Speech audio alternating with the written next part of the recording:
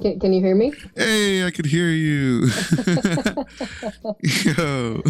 I'm sorry. I'm not too familiar with I'm not too familiar with Discord either. I've only used it a couple of times, so Yeah, I should have same. tested it before too. No, it's totally okay. It's all part of the show. Right, right. Technical difficulties are all just more content. Oh my goodness. We're Thank you learning, we're so much learning. for dropping by. I'm really excited to have you. Yeah, well, thanks for having me. I'm excited. So for those who don't know, why don't you tell everyone in chat a little bit about yourself? So a lot of you here on Twitch know me as DJLunaM.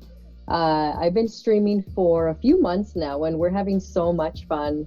We're continuing to grow our community. But yeah, I mean, I've been DJing since 2009. 2009. Nice. And I love music. I love it. It's been a huge part of my life, even prior to DJing. I grew up just listening to music, especially growing up in a Hispanic household, right? Right. On the weekends, we would be cleaning. I would wake up Saturday and Sunday to music, to those cumbias. So I've had music. Music has been a huge influence since the beginning. So yeah, I definitely feel that. Like when I was growing up, it was a lot of the same. Always having barbecues in the backyard with mariachi music playing and all that stuff, and then learning instruments growing up, and it was just all that kind of. It was always part of the culture and part of like life growing up. So I definitely like that. I feel like a lot of my friend group and the creators in the community still have a strong backing with music, even if they're not in the music scene. They still have a strong connection with it, so I really think that's cool, especially the stuff. I mean, go ahead. No, I was just gonna say, I mean, a lot of people think that you have to be a DJ or you have to play some kind of instrument. You don't necessarily need to. I mean, music is something that can apply to absolutely everyone. Some have that gift of playing instruments. Unfortunately, I don't. My instrument is what you see behind me, right? No, that is a very technical instrument. Like everything makes sound, and that's another thing that makes sound. We just learn how to use it. Right. Yeah, but music is so beautiful. Music is something that unites all of us, and it takes us places. Sometimes it's the one thing that can get us out of bed and get us out of that funk. So absolutely, music is magical. There's something to just like hanging out with someone and singing off key and at the top of your lungs, and just enjoying a song for what it is and just feeling it. I think that's a really great part of it. So you talk about your collab efforts lately. I've seen you everywhere, honestly. You have how many shows a week? Like 3, I think, right? I've been doing 3. Yes, I've been doing 3 Wednesdays, Fridays, and Sundays. And it's more late at night. We've been doing at 10 o'clock to around 1-ish. Yeah. Okay. And it's super fun. It's super fun. So on Twitch, we are actively doing 3 days out of the week and doing the random pop-up here and there. Yeah, I've been watching some of your clips and shows and past episodes that you've had, and it looks like a lot of fun. Like you even have other real people in the same room, right?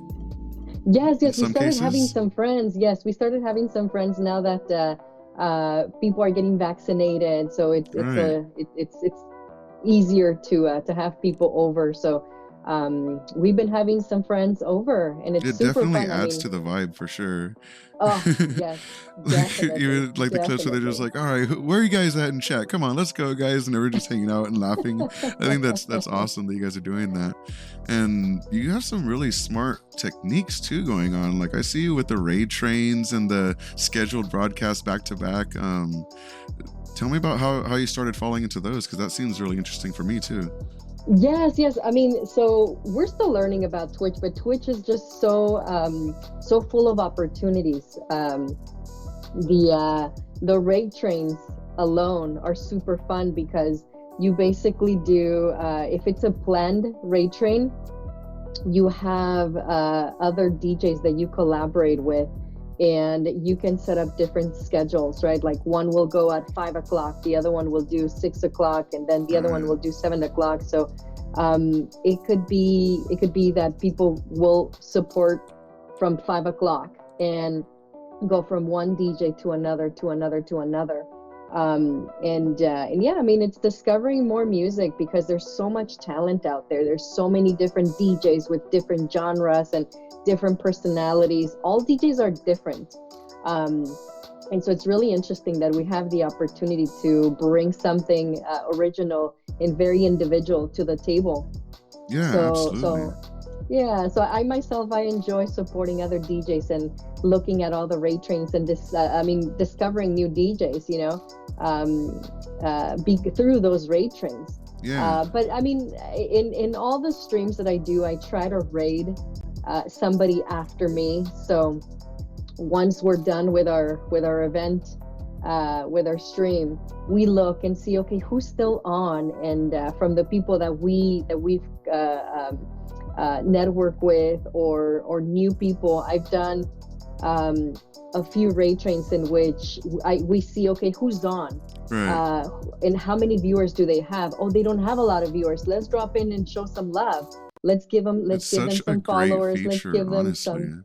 Yeah, I mean, it's really cool. It's how I've been able to grow my audience as well. Yeah, I've been very fortunate to have some awesome people give me raids, and it allows me for people to discover.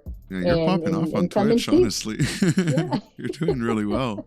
And I think it's perfect for that type of discovery. It's perfect for your I guess niche of stream, just because everyone in the stream is generally there to hang out and just like enjoy the vibe, right?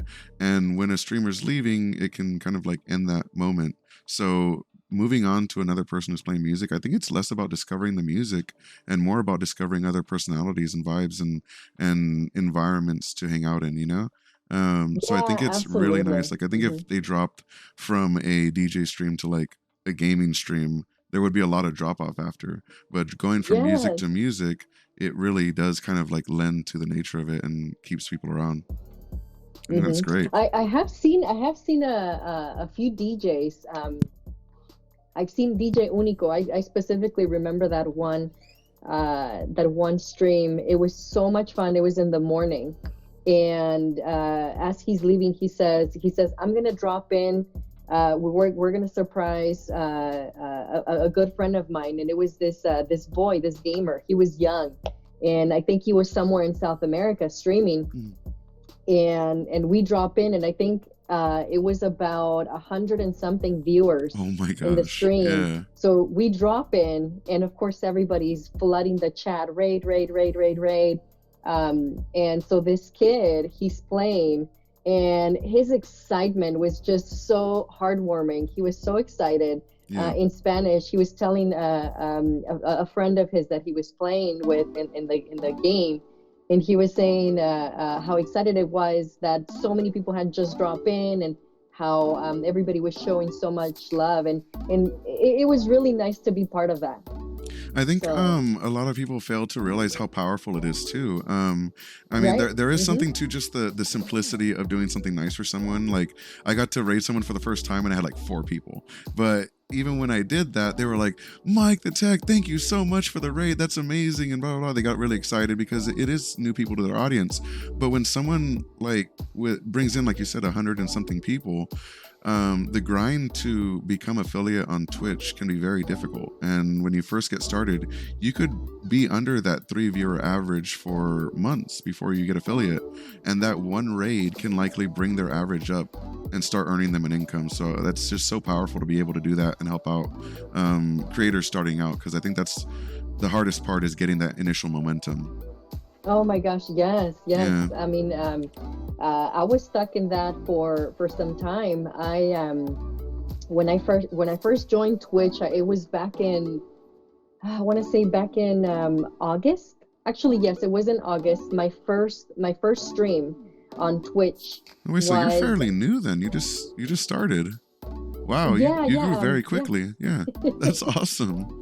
It's been the support from the community, and it's been the like I said, I've been fortunate to have had some raids, some big raids No, but that even have allowed besides me. that, like you act like a natural. Like you look at your green screen. You have a green screen with a table set up, green screen table set up. Come on. I It's did the my work you research, put in. guys. I Yeah. did my research. I love YouTube. I love YouTube. I've learned so much from YouTube, from just random things. Right. And so Same. my very first stream was August 1st. I remember that because I'm also part of the LGBT community advocacy out here in Salinas, Nice. and so I represent the Salinas Valley Pride Celebrations. I've been fortunate enough to be part of this nonprofit organization for the past 12 years. 12 Mhm. years, and so August 1st, because the whole pandemic hit, our organization was not able to have an in-person festival. Neither did Pajaro Valley Pride Right. I or was gonna Monterey ask you about that Peninsula too. Pride or Santa Cruz Pride. And so we all came together as organizations, and we thought, what can we do to still celebrate Pride for our communities? And so we thought virtual Pride. So Right. we created a collaboration called Connected in Pride. And it was really nice. It was a virtual festival. Most of the streams, in fact, actually all of the streams were done through Zoom. So they were Zoom meetings, but I said, hey, I heard of Twitch. It's this new streaming thing that I'm discovering. How about I do a DJ set at the end, and it'll be the dance portion of the festival, and we can stream it on YouTube, on Twitch, and on Instagram, and on Facebook. And so I set it up to stream on all those platforms, and that was actually my Nice. first live stream on Twitch. Oh, so Yeah. that's how you transitioned over. That's kind of funny. No, that's Yeah, great yeah. that you had that setup, because I was going to ask you about a little bit about Pride as well, and your first events. But we actually had a question from the audience. Are you guys taking questions from the audience? Yes. Yeah, yeah. If you leave questions, absolutely. Every time we break between topics, I would be happy to ask for you. So Mike, feel and free. actually, the person who talked to me about Twitch is here on the chat. Oh, really? 100% Mexicana. Yeah. Really? I need to give them a follow then. That's awesome. Yes, yes. So 100% Mexicana would log on to my streams on Facebook. I was streaming on Facebook first. Oh, okay. And so she would log in, and she started telling me, hey, there's Twitch, because on Facebook, when streaming on Facebook and on Instagram, due to the copyrights of the music, Yeah. it would kick me out after a certain time. And so I would have to re-log in to continue. And so 100% Mexicana said, hey, there's this other platform that a lot of DJs are switching to, because it doesn't do what Facebook and Instagram are doing. And it YouTube, doesn't cut you off. It allows you to continue to stream. And so I checked it out, but it was 100% Mexicana who let me know about Twitch. And then I saw on Instagram, I follow this DJ called DJ Miss Ninja. Okay. And I saw her stream, and I thought, oh, I put those two together. So this is what 100% Mexicana was talking about. This is what DJ Miss Ninja is doing. So then that's when I checked it out, and I thought, okay, cool. Got And the that was inspiration my, for everything. yes. What? You've never heard of Stream Savers? And you thought PewDiePie was the only YouTuber to make a game?